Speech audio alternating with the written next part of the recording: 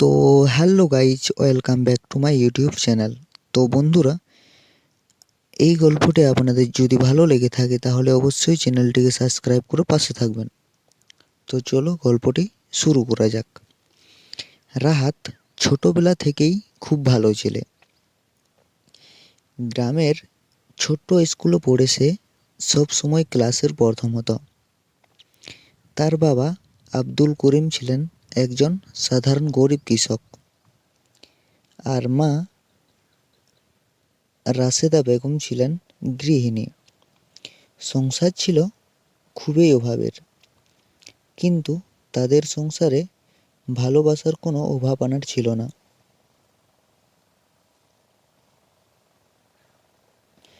প্রতিদিন ভোরে বাবা মাঠে চলে যেতেন। রোদে পুড়ে বৃষ্টিতে ভিজে সারাদিন কাজ করতেন, শুধু এই আশায় তার ছেলে একদিন খুব বড় মানুষ হবে। মা নিজের নতুন শাড়ির আশা ছেড়ে দিয়ে রাহাতের বই খাতা কিনে দিতেন।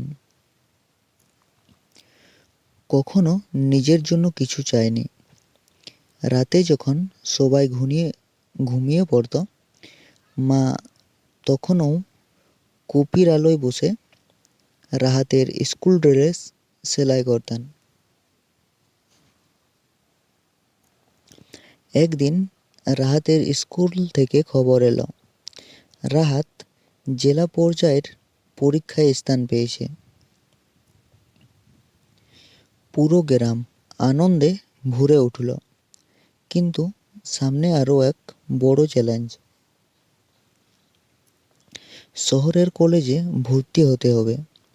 ভর্তি ফি, থাকা খাওয়ার খরচ, সব মিলিয়ে অনেক টাকার হিসাব।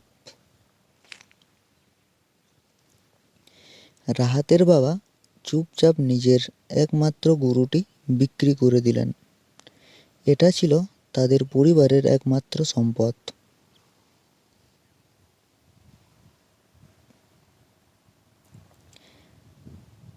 মা তার বিয়ের সময় পাওয়া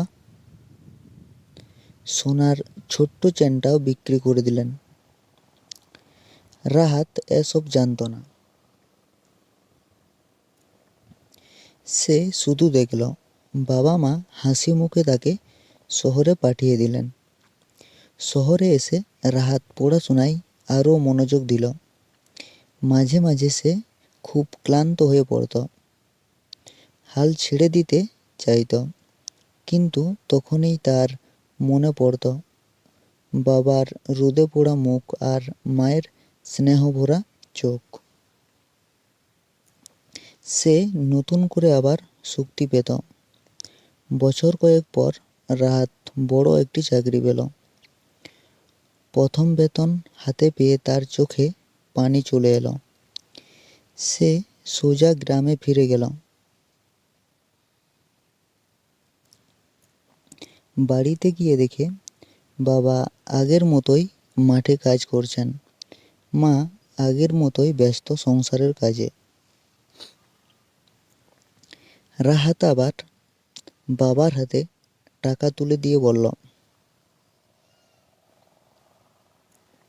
বাবা, আজ আমি যা হয়েছি তোমাদের জন্যই হয়েছি। মা তাকে জড়িয়ে ধরে কাঁদতে লাগলেন।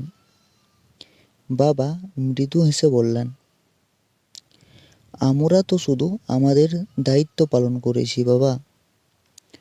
সন্তানের হাসিই তো বাবা মায়ের সবচেয়ে বড় সুখ।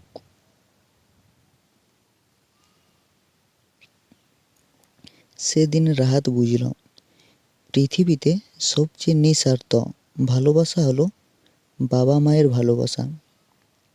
তারা নিজের স্বপ্ন ত্যাগ করে সন্তানের স্বপ্ন গড়ে তোলেন।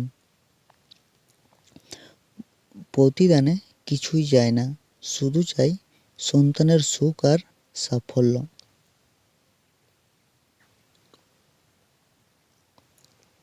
রাহাত সিদ্ধান্ত নিল, সে শুধু বড় মানুষ নয়, ভালো মানুষও হবে, যেন তার বাবা মায়ের ত্যাগ কখনো বৃথা না যায়।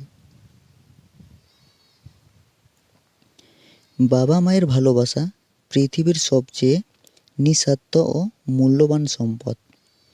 তাদের সম্মান ও যত্ন নেওয়া আমাদের সবার কর্তব্য।